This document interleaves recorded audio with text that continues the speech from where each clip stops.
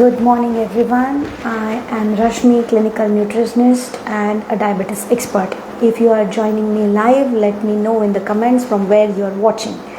And do comment with the number of years you have been struggling with diabetes.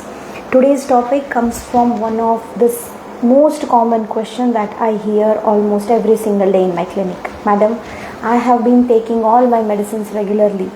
Even then, my sugar still remains high. You may have also come across such situations. You are taking the medicines regularly, you avoid sweets, you go for regular checkup, yet the sugar fluctuates. Post meal sugar is high and HbA1c refuses to improve. If this situation sounds similar to yours, stay connected with me for next 15 minutes as today I'm not just going to discuss about the diabetes. I am here to make you understand why sugar remains high despite taking the medicines regularly. And once you understand that why, your entire approach to the diabetes can change.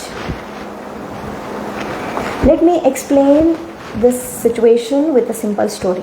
Imagine you walk into a bathroom and the entire floor is flooded with water.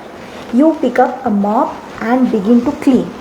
But let me ask you one question. Would it not make more sense to close the tap first? Because if the tap keeps on running, you have to keep on mopping forever. Diabetes is very similar. High blood sugar is like that water on the floor. Medicines help to remove the extra sugar from the blood. But if the tap is still open, the sugar keeps on coming back. So instead of asking how to lower my sugar, let us ask a better question. Why my sugar is rising in the first place? Because once we understand the cause, the solution becomes much clearer for us. Now, coming to the medicine. Before I continue, let me make one thing very clear here. Medicines are very important. They save our life. Please never stop your medicines without discussing them with the doctor. Today's discussion is not against the medicine. It is about understanding the role of medicine. Medicines lower the blood sugar, but every day your body is influenced by much more than medicines. Your food, your movement, sleep, stress. If every meal creates a larger glucose spikes, you sit for longer time. If your sleep is only for 5 hours and you are constantly under the stress, your body keeps facing the same challenge every single day. Medicines are continuously doing their job very well, but the reason behind high sugar continues the same manner.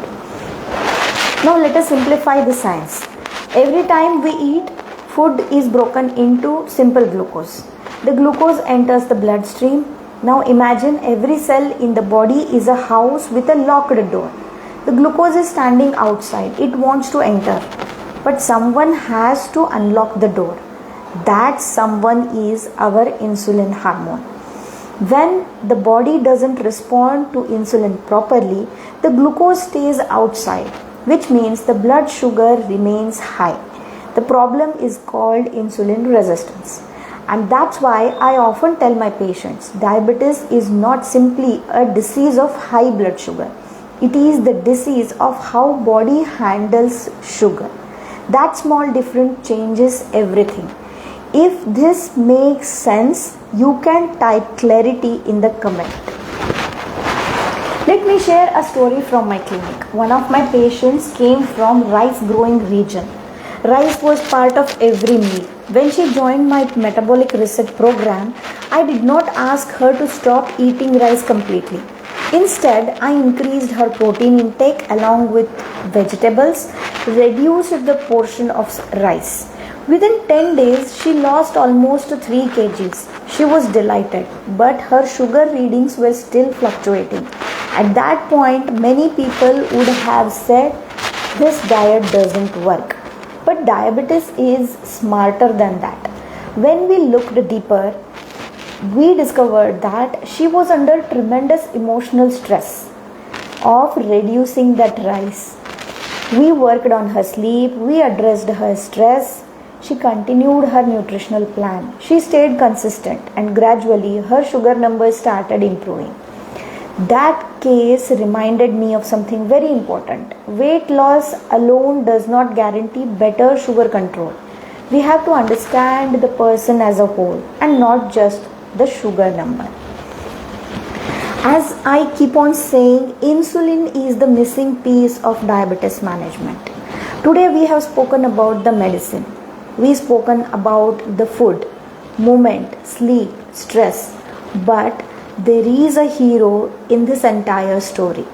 That one hormone decides whether glucose enters your cells or remains in the blood or it gets converted into fat.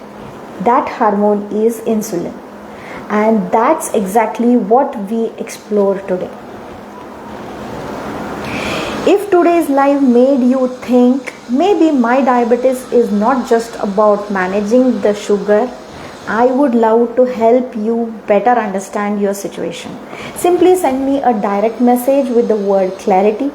I will guide you further with the blood reports that reveal the real story, with the insulin resistance that could be contributing to your high sugar, and what the next step should be to understand your better diabetes control.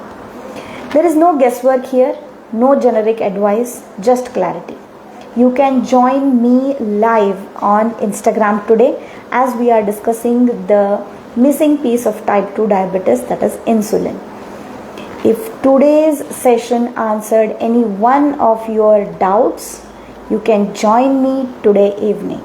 And before I close the session today, I would like to present a small couplet.